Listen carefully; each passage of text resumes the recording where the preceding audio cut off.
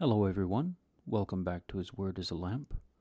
I'm Sam, and we'll resume reading Rolf and the Vikings' Bow in chapter 29 of the Trial of Granny's Pride. Gay was the harvest feast, and all men learned how Thurid had died in the snow on the night of the wreck.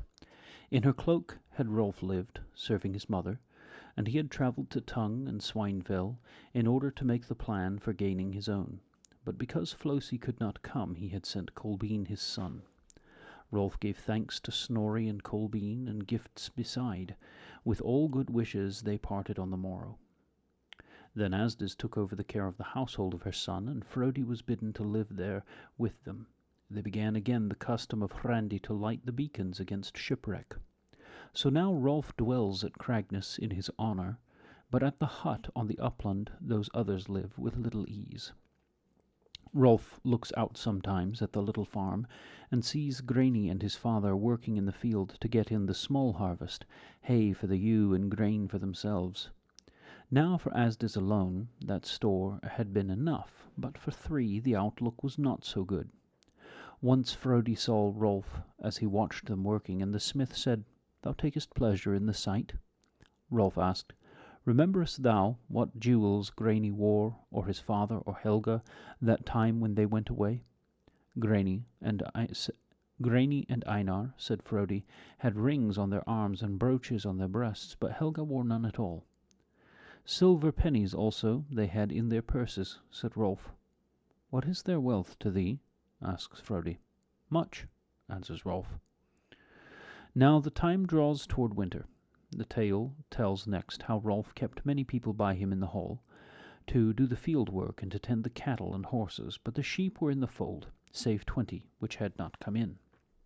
Now some of those folk of Einar still dwelt at Cragness, having deserted their master, and none at the hall bade them either go or stay. Yet both Asdis and Frodi showed them little favour, and one by one they slipped away to seek livings elsewhere, save only those two, Halvard and Halmund, men of loud talk, strong of growth, but not given to work. Evenings in the hall they spoke much, and Frodi scowled thereat, but Rolf sat in his seat and seemed neither to see them nor hear them. Frodi said to him one day, "This one thing I mislike in thee, that thou keepest here those two who deserted their master." Rolf asked, "Was their master worth devotion?" "Maybe not," says Frodi, "yet ingrates are they both." "They are free," said Rolf, "either to stay or go." Frodi grumbled to himself, but said no more to Rolf. Now October comes in very cold, but no snow as yet, and all harvests are in. Granny had stacked his neatly in ricks against the weather, for there was no room in the hut. There was a pen outside for the ewe. She was a good beast, and never wandered, coming home at night. On a day Rolf called Halvard and Halmund to him and said, "It were not strange to see if Granny's ewe were to break out of its pen and eat at my ricks, which stand not far away." And he looked hard at Halvard, who was the slyer of those two. Said Halvard with a grin, "That is likely to happen." Rolf gave them each a piece of money, and said, "Beware of that ewe." On a morning not long after came those two, leading the ewe. "Master, here have we found this ewe eating at thy ricks, nor know whose it may be." Said Rolf, "The ewe is Einar's. Take it to him, and ask payment for the hay which has been eaten." So they take the ewe to Einar and bring back silver. "Keep that for yourselves," Rolf said. "But will the ewe stay now at home?" "Her pen is not strong," Halvard said. So on the morrow those two came again, bringing the ewe a second time. Rolf sent them for money as before. This time they brought back a gold arm ring. So Rolf knew that Einar and Granny had taken with them nigh empty purses, and he was glad. He took the ring, giving the men silver, and said to them as before, "Will the ewe stay now at home?" Halvard answered, "We left Granny strengthening the pen, but still it is not high." And on the morrow they brought the ewe, saying, "See how fat she hath gorged herself, master." Then said Rolf, "Go now, and say to Einar, a third time hath thine ewe trespassed. Now must thou pay not only damages, but the trespass fine, or else this goes to the courts." They went and brought back jewels, 1 arm ring and 2 brooches, and Halvard said, all that he had Einar gave, rather than trust himself to the law. Rolf gave them money, saying, if the ewe wanders a 4th time, she will become mine. Is her pen strong? Grani has no more wood to make the pen higher, answered Halvard, but he was tying her with a rope. Belike the rope is not strong, said Rolf. And that seemed true, for on the morrow those 2 brought the ewe for the 4th time. They said she had again been eating at Rolf's ricks. Go now, said Rolf, say to Einar, pay me damages and another fine, or yield thine ewe. They went and returned, and said to Rolf, the ewe is thine. Then Rolf gave them silver rings, and they were well content. But Frodi came to Rolf and said, what is this thou hast suffered those 2 to do to thy neighbour? Now Einar will have no milk for the winter. Rolf answered shortly, he can use the pen of the ewe for firewood, and sell the hay for money, and he would speak no more of that. Now October passed, and November came, and still there was no snow. The land was colder for that. One day, when Rolf stood and looked at the hut on the upland, Halvard came to him and said, small cheer is there over yonder, master, yet I have heard that Grani has sold his hay, and it is soon to be fetched from his farm. Rolf answered, see now how all their ricks stand in a line, and the wind is in that line, so that a fire which took the weathermost rick would burn them all. It was careless of Grani to set them so. For fire might come by chance, said Halvard, and he went and spoke with Halmund. Now that night people were stirring in the hall, for a serving man was sick there, and in the early morning one came knocking at the door of Rolf's locked bed, crying, there is fire across the valley. So Rolf threw on a cloak and went out, and there was a great fire at the little farm, where the ricks were burning. In their light Grani was seen, saving what he might, but Einar stood by wringing his hands, and Helga weeping. So while those of Cragness stood and watched, Halvard and Halmund came up the hill and joined them. Where have ye been? asked Frodi. They had no good answer to give. When it was day, Rolf sent to inquire of Einar if he had had great loss.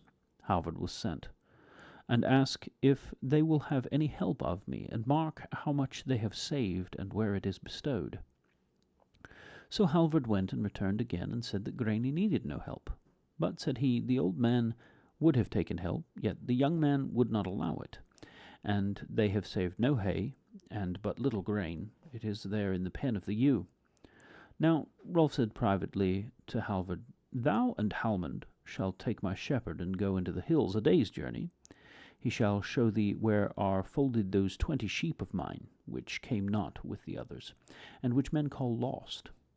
Send him then home before thee, and do ye twain drive the sheep, and see to it, quoth Rolf, that those sheep do no damage to the fodder which Grani saved.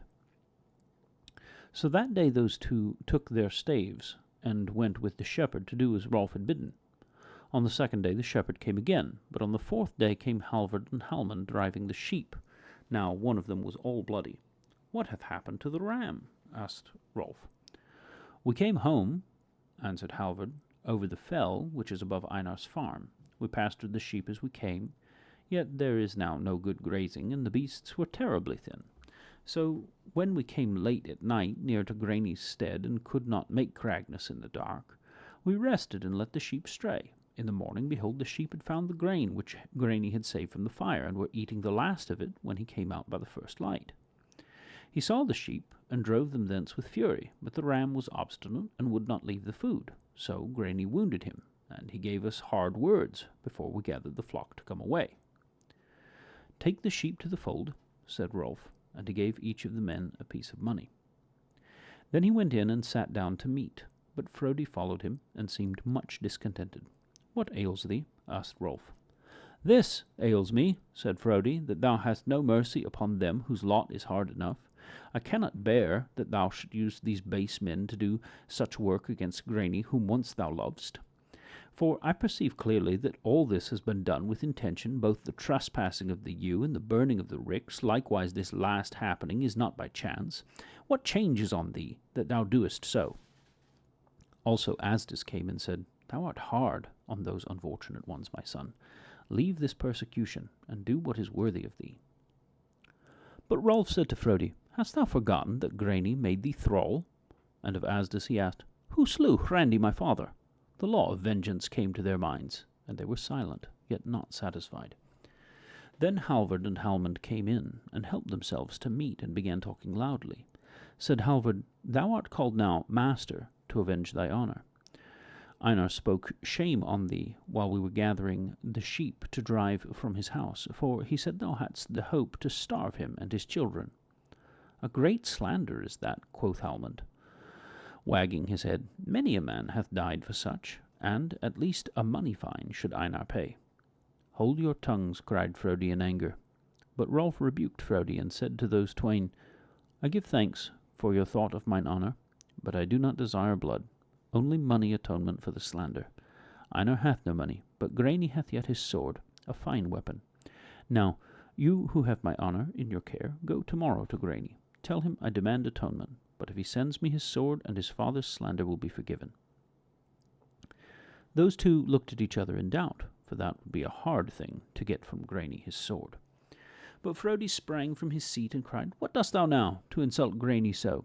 Never will an Icelander yield his sword. Call now to mind when ye two were comrades, and slept together, and fought the Scots together, and crossed the Pentland Firth together in a little boat, and swam the last mile side by side. Put all this in thy mind, and unsay what thou hast said. Rolf answered, All this I remember, and that is why I send for Grani's sword. Then Frodi cried, I leave thy roof now, nor ever are we friends again. Frodi, answered Rolf, sleep one night more under my roof. Then if thou art minded, thou shalt leave me forever. Then Frodi called to mind his great love for his cousin, and yielded, and sat down. In the morning Halmund and Halvard sat late at meat. Rolf said to them, Why linger ye here? Do as I bade. Then they took swords, axes, and shields, and went to the hut across the valley, but had no heart in their going.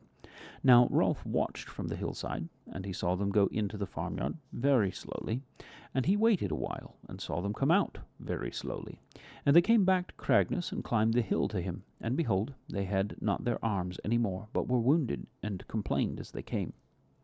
Grani, said they, has done this to us. Now, master, avenge us on him. Now, said Rolf, all is come about as I wished. And he bade bring his sword and his shield. Wilt thou then, asked Frodi, take up the quarrel of these wretched carles? Rolf put on his sword and took his shield. He made no answer to Frodi, but he beckoned his house carles and pointed to Halvard and Halmund. Whip me, said Frodi to his servants, these wretches from this place. If they wait till my return, they shall feel the weight of my hand. But as for all the rest of you, bide ye here till I come again. Halvard and Halmund ran with all haste away from the cliffs, but Rolf set out across the valley to the little farm.